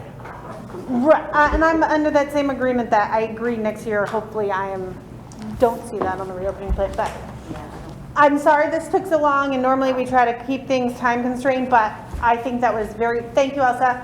I think that was a very good debate and healthy discussion for board to have. So next, moving on to new business. Facilities. Sorry. That's okay. So I'm Jason Horsey with Facilities, as most of you already know. So I left some pictures in some put together there for everybody to look at. So last Facilities Committee meeting on June 9th, I brought two projects to them, and the Facilities Committee approved those projects to be brought to the board to request use of maintenance trust funds. Your flashlight's on your phone in your pocket. Thank you. I just don't want your battery to go dead. Sorry. I'm sorry to interrupt. Thank you very much. I appreciate it. So yeah, as I was saying, the Facilities Committee approved me bringing these projects forward to the school board. We're requesting the use of maintenance trust fund to fund these projects. The first one being plumbing repairs at Bristol Elementary School in the boiler room. If you go through those pictures, you see the boiler room's in desperate need of some maintenance. And as we look forward to improving our buildings, I think this is a good place to start. Is areas that clearly have immediate needs. During the winter, we did have emergency failure of a heating line, and we had to go remote for a day. And, it always costs more money to replace something during an emergency than it does to do it in the summertime when there's not an emergency. So that's why we'd like to take care of that now. So far, I've solicited from 3 separate vendors for pricing on these repairs.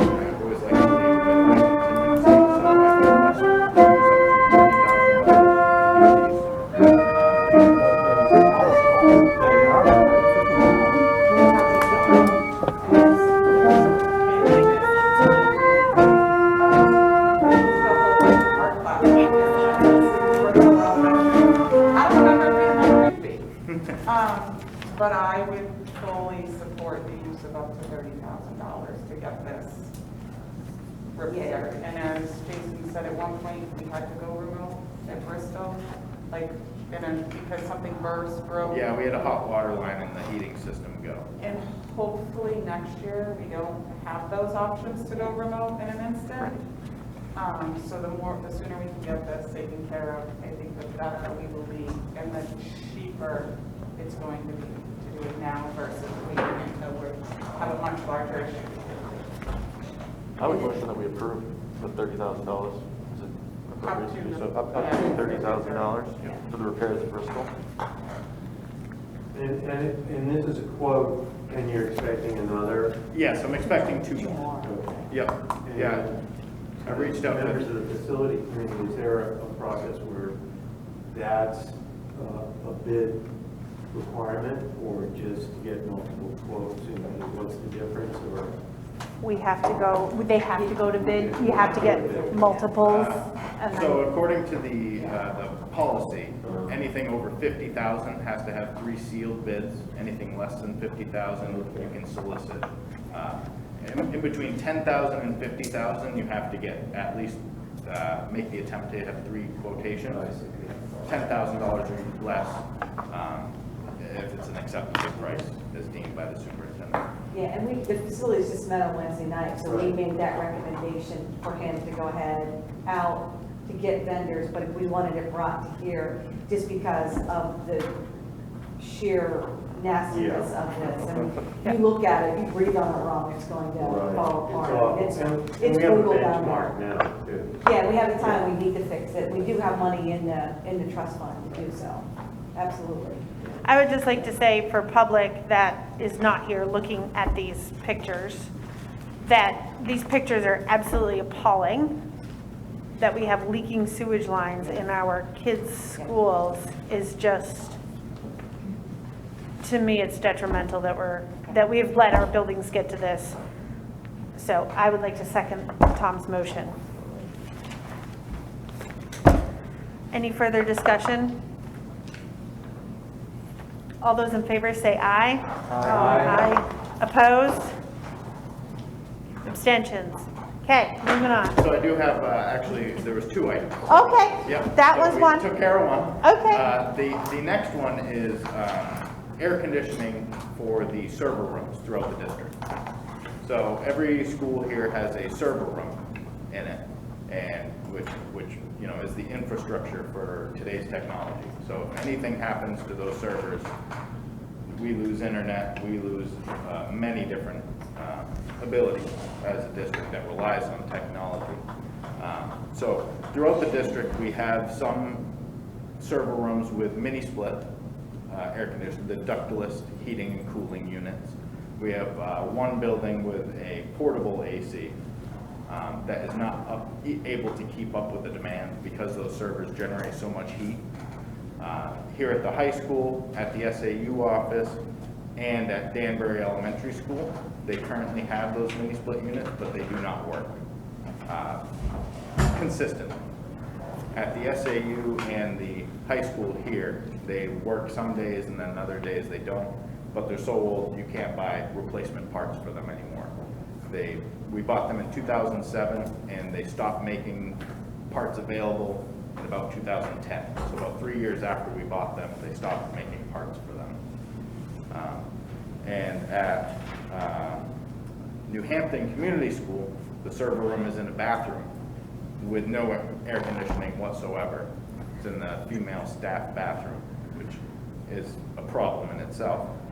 And Bristol Elementary is the school with just a portable air conditioner where it's not able to keep up with demand. So during the June 7th, when we had our hot spell, the SAU, for a little background, servers should not get to server rooms should not be hotter than 72 degrees. 72 degrees is kind of where the IT department starts sending me emails saying, you got to get on this. So on June 7th of this year, the SAU office server room was at 77 degrees, high school 75, middle school 70, Bristol Elementary 81, New Hampton Community School 91, and Danbury 91. A couple days later, 74, SAU, high school 75, middle school 70, BES 81, Bridgewater 81, New Hampton 90, Danbury 90. And today, on a pretty comfortable day outside, the SAU was at 72, which was good. High school and middle school were both at 68. BES was at 72. Bridgewater 75. New Hampton 79. And Danbury 82. And like I said, it shouldn't get more than 72 degrees. So my recommendation, the middle school has an upgraded mini split unit in there that was done a few years ago. So it's working very well and it's a quality unit. So my recommendation is that, with the exception of Bridgewater, we replace and install new mini splits in those server rooms throughout the district to keep our IT department running smoothly. So the cost estimate, I haven't solicited any pricing for this yet. It's kind of something that has just come up now that we're hitting the warm season. So I'm estimating about $7,500 for each school. So a total of 5 schools, including the SAU office, would need that. So it'd be about $47,000 right around there. So I'm asking for, just in case something was to happen or, there's more process, not to exceed 50,000 to upgrade and install the air conditioners and the server rooms throughout the district. And where are you recommending this money come out of? Which? Maintenance trust. Okay. So, in that number 5, are you including the ones that are, I guess you're probably not including the ones that are working okay? They were Yeah, 2 years ago at the middle school. Yep, exactly. The middle school is a great unit. We'll continue to maintain and do preventative maintenance on to keep it running smoothly. So we don't need to do anything there, but it's the rest of the areas. Bridgewater, I'll be speaking with Terry Murphy with Bridgewater to discuss what our options are for over there. But at least for our buildings that we own, I'd like to take care of that. And will we duplicate the hardware that's in the middle school, the same? Yes, units, the same yep. company? In the bid document that I produced today, I didn't specify to a manufacturer. The one at the middle school is a Mitsubishi, but there are multiple brands out there that are really good quality. So really it depends on, we want to be economical. We want to save as much money as possible, but also get a good piece of equipment. So I'll entertain a couple, different models and manufacturers, but I would prefer to keep it all the same, yes. Yeah. It's easier to get parts when everything's the same. And we can get a break on those parts too, if we use Yep. the same manufacturer. Yeah, and also with these, we'll be eligible for rebates through our power companies. I don't have the exact dollar total, but it's a decent amount. Is there any opportunity around any of the other funding that we're getting? I mean, it's COVID related, but I wasn't sure. Okay, it's a potential. No, because it's not for HVAC. It's just to keep our servers cool and functioning. Got it. That was it. Was there any more information about the cloud process? Yes, we did talk to IT. So during the facilities committee, we discussed what the options of just going to the cloud to not house our data here in our buildings. Talked to the IT department and they said really that's not feasible. We still have to have physical servers in the building. And even if we were to go to the cloud, we're talking 6 figures plus. Okay. It's very, To very, have very enough, costly yeah, to have enough to do memory. that. So just keeping the server rooms cool seems to be the most logical thing to do. So, how do I phrase this? So the servers, I guess, I'm not sure how old the servers are. They are variable, but is there any kind of potential that we might need to upgrade server, that type of equipment that wouldn't require, such temperature constraints? Or They all will, even new ones. even if we got Yep, I The did new talk ones to actually IT are about that. produce heat, they're warmer. Yeah. Got it. Yeah, and I know IT does have a plan where they are upgrading, upgrading their servers as we move forward and our capacity increases, but we still will need to keep. Actually, it'll be more important because the more technology increases, the more servers and the more equipment that we need to house in there.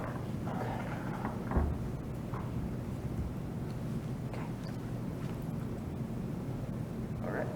Thank you very much. I appreciate it. Thanks, Jason. Wait, do we need to talk about? He doesn't have to, yeah, I know, but Jason doesn't have to be here. I was kind of waiting for someone to make a motion. Yeah, but we want him to know if he can. Yeah, we want to know, he wants to know if we can do it. So we would vote based on just estimated budget, even though we don't have any. He's asking for up to 50,000 from the maintenance trust fund. And we 50 have plus what, the two? other 30, so a total of 80,000. And we have two, what do we have, 220. 220 in the maintenance trust, current 220 in the maintenance trust fund. Minus the 80. So if we minus the 80, that'll be, what, 40? Very good. That's good. Pretty good. I'd make a motion to approve up to $50,000 for the air conditioning across the 5 schools' server rooms. Second. The maintenance trust fund. Pardon? Out of the maintenance trust fund. Out of the maintenance trust fund. Do we have to list the schools or no, does that not matter? Second. Okay, any further discussion? All those in favor say aye. Aye. Opposed? Okay, moving along. Information. Just one quick question. Oh, yep. If Gary Murphy comes back and says, no, that's your equipment, we're not doing anything, do we need to be prepared to? Then we'll cross that bridge. Okay. Yeah. There, anything for that school they should be covering. Okay, They were should only be. asking us because it was ESSER funds and we had got government funds and they hadn't gotten any. Okay. I just didn't know if we That's should. supposed to, that's in our contract with them. Okay, I didn't They're know if we should be proactive and. And hopefully theirs is a bit newer anyhow. Hopefully theirs, I think theirs is a bit newer anyhow. Okay. Thank you very much. Thank you, have a good night. Good All one. right, breakfast and lunch prices. At this time, the USDA has continued the waiver and free and reduced lunch, well, actually, free lunch will be continued until June of 22. So we don't have to determine lunch prices. Okay. But with that, reminder for people in the fall to fill out your free and reduced lunch paperwork, please. Our funding depends on it. I think we should really plan to be very proactive with that and front loading it so that we're not getting hit in come November. I agree. Scrambling, trying to get to parents. If we can almost make a big campaign out of it from the get-go, open house or whatever the opportunities are. I agree. Throughout the summer on the Facebook And not have to Times. pass legislation. Exactly. Okay. Special Education Procedure Manual, we have that in our packet. It's the big thick. Is. What? The state of New Hampshire, the Department of Ed is just redoing how they are evaluating special ed departments. So we have not been selected for monitoring ever since I've been here.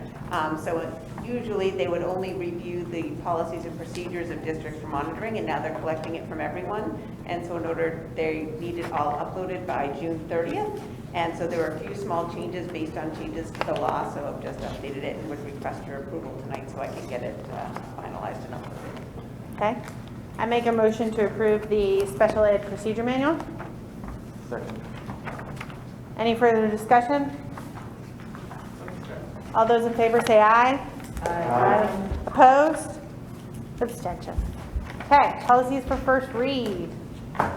We got those in our lovely little thing. Any questions for first read? Any clarifications for the policy committee? Seeing no further discussion, we'll continue. Handbooks for approval. And is this first read or second read on handbooks? You don't need first and second. We don't have to do first and second. No, it's Was not there a any policy. major, It's not a policy. there wasn't any major revisions to them? No. Okay, so we need a motion to approve the handbooks. And we have to move to approve the policies for first reading too. Do we have to, oh, we have to, Yeah. sorry. Yeah, you need that. Sorry, my brain's slowing down. It's past 8 o'clock. It's a long night. Okay, sorry, we have to first read. You need it, yeah. I'm sorry. I would move to approve the policies for first reading, JLCJ, IICA, -F, IGDJ, IKF, IGD, and IKFC. First reading. Okay, and Britta seconds. Any further discussion? All those in favor say aye. Aye. Opposed? Okay, moving along, handbooks for approval. I move to approve the handbooks as listed. Do you Second. want to name them or just want a second? I wrote as listed all the handbooks. I just say as listed so that I know Ruth as the clerk has them all written down because she's awesome. She is awesome. There's nine. Yes. I has a second. I second it, yep. Second, Ruth being awesome. Any further discussion? All those in favor say aye. Aye. Opposed? Abstentions? Okay, policies for second read. I move we accept the policies for second reading of B, G, A, B, H, E, B, R, E, EB, EBB, GB, CE, GBEF, GBCD, GBEFA, JCA, JIC, and JI. Sound like a vision screening. That's pretty good, Mike. I'll second that. Okay. Any further discussion? All those in favor say aye. Aye. Opposed? Okay. Sue did. Okay. Policy to rescind. I have a question about these because we only did first read, so we can't rescind until next meeting, right? These are on the second read. But the awarding of diplomas addendum, awarding of diplomas is on the first read, so. No, that's a separate, it's a Okay. separate policy. It's related to one from 2014. Oh my goodness gracious. So none of these policies were rescinding before second read of the first group, right? That's correct. Okay, sorry. So as we did our work, some of them, the new policies were redundant, and we didn't need to have.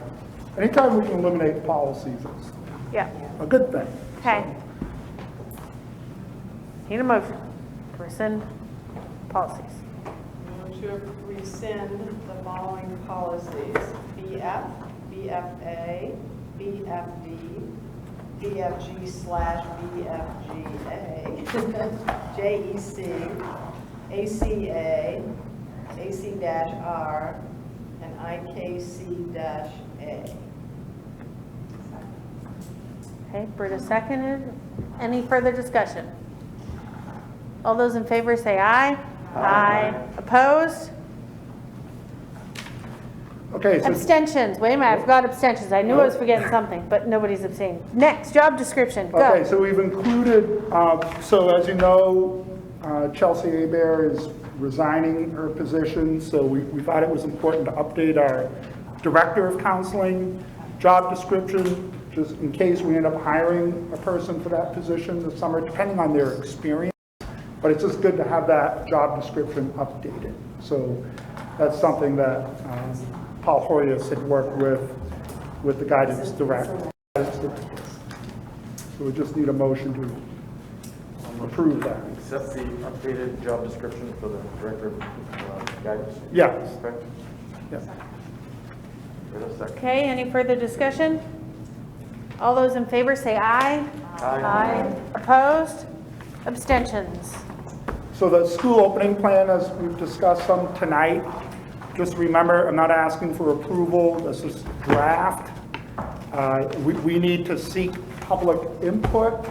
We will send it out to our families, we'll put it on our websites, and we'll give them a way to comment on that. It is under current conditions, what DHHS tells us the recommendations, which include the mask. I mean, we expect things going to change.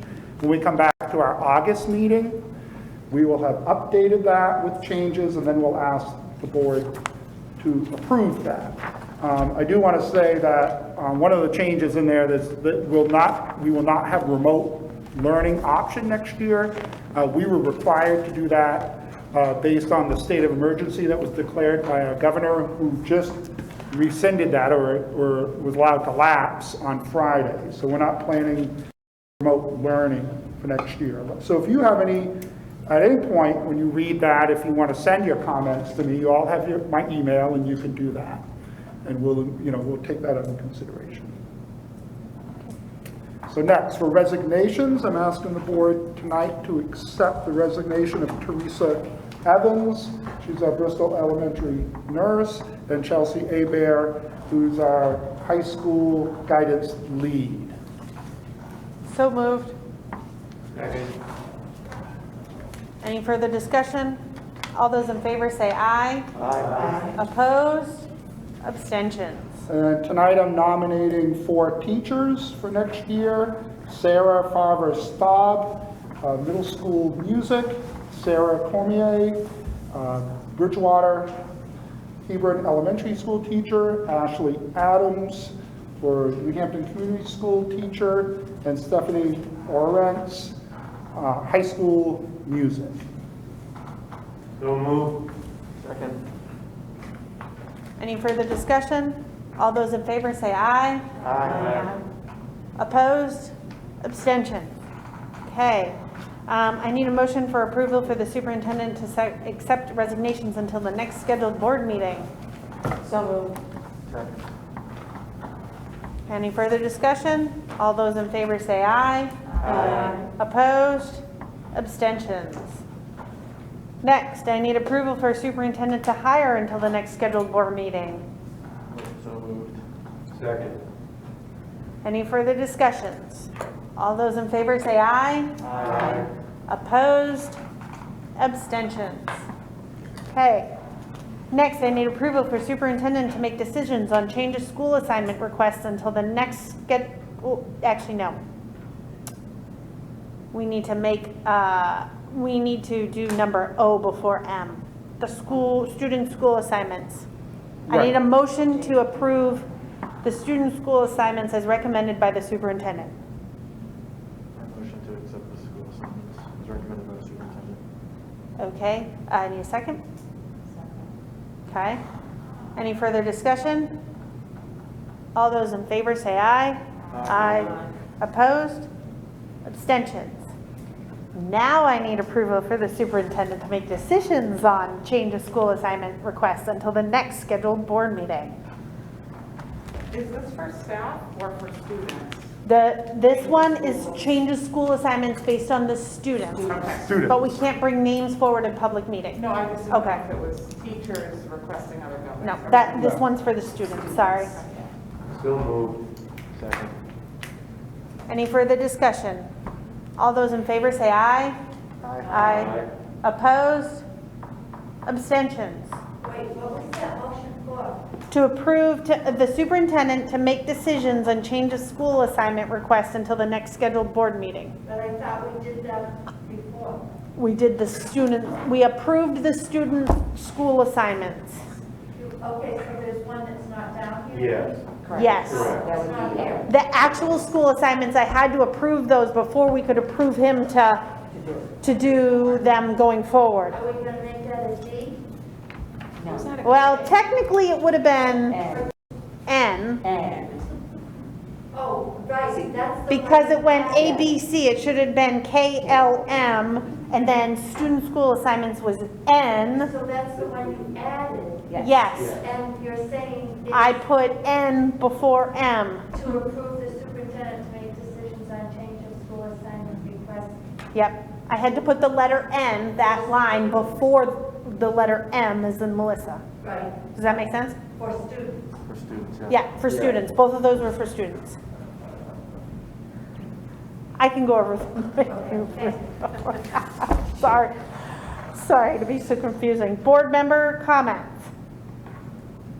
I just have a suggestion.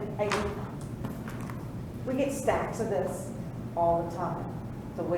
Is there some way that we can do iPads or something for us to look at these instead of constantly wasting paper? Because the next time we'll see these again with all the changes on them, then there's another relook.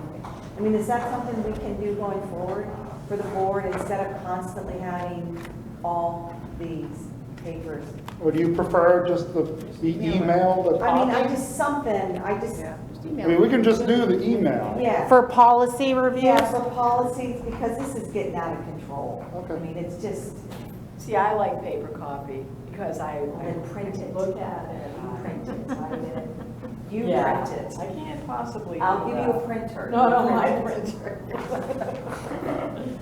Do you guys, But I I mean, I'm fine with it being on email personally, but I mean, I dropped all these tonight, so. All right, why don't we decide who wants email and who wants an hour? Melissa, email. Heidi email. Okay. Britta will do it now. Tom email. So I'll what is do it? print. Yeah. So who wants a hard copy and who would? No, I understand that, and I think that Heidi's being really prudent about our environment, and I'm all for that. I don't need all the paper either. So friends who would like hard I'm just copy, wondering how yes. the process works in terms of reviewing in a timely way.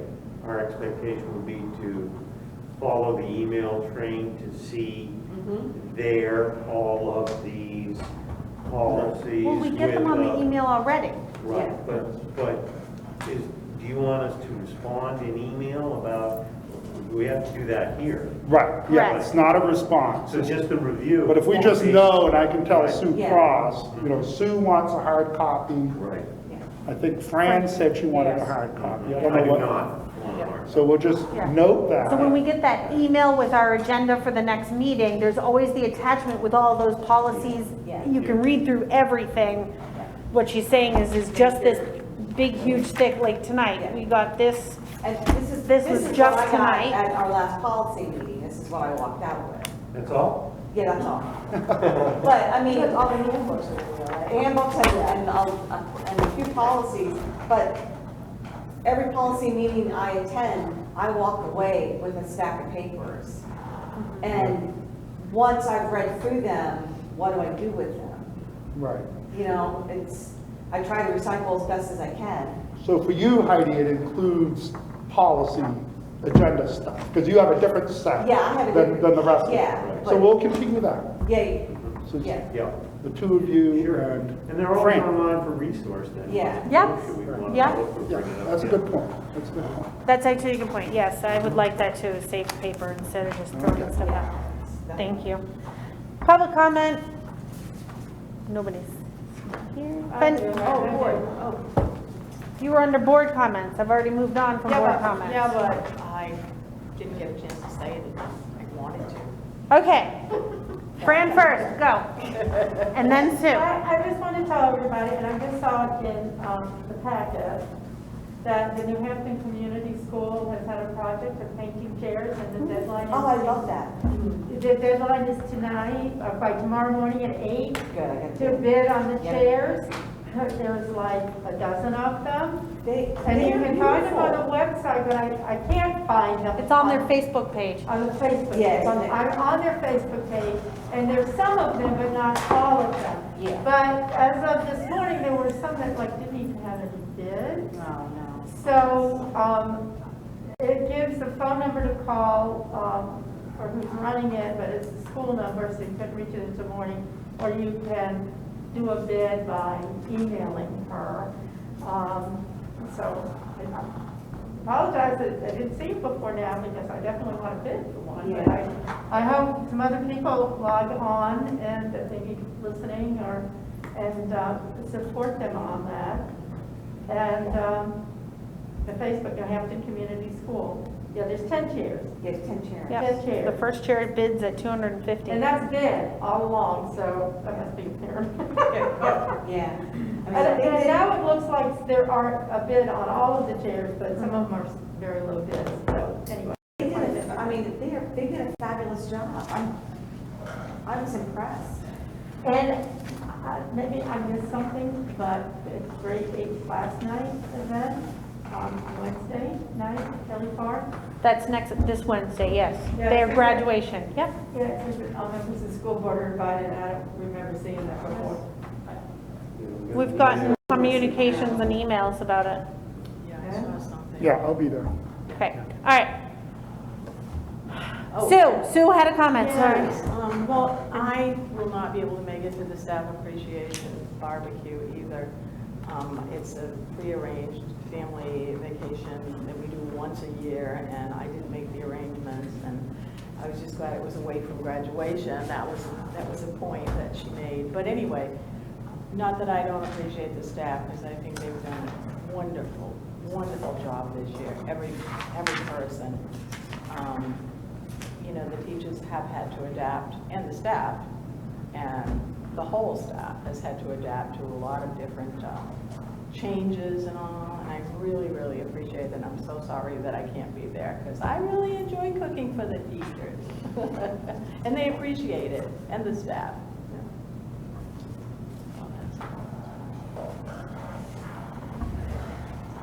Okay, public comment, there's no public, all right.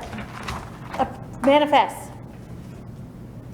Yes, I move to approve the manifests for the month of May. We're working on June now. I need a second. Second. Any further discussion? All those in favor say aye. Aye. Opposed? Abstentions? Okay. 8:23, I move to adjourn. Thank you. Are you sure? You can't, you gotta wait though, because now I gotta sign these slips.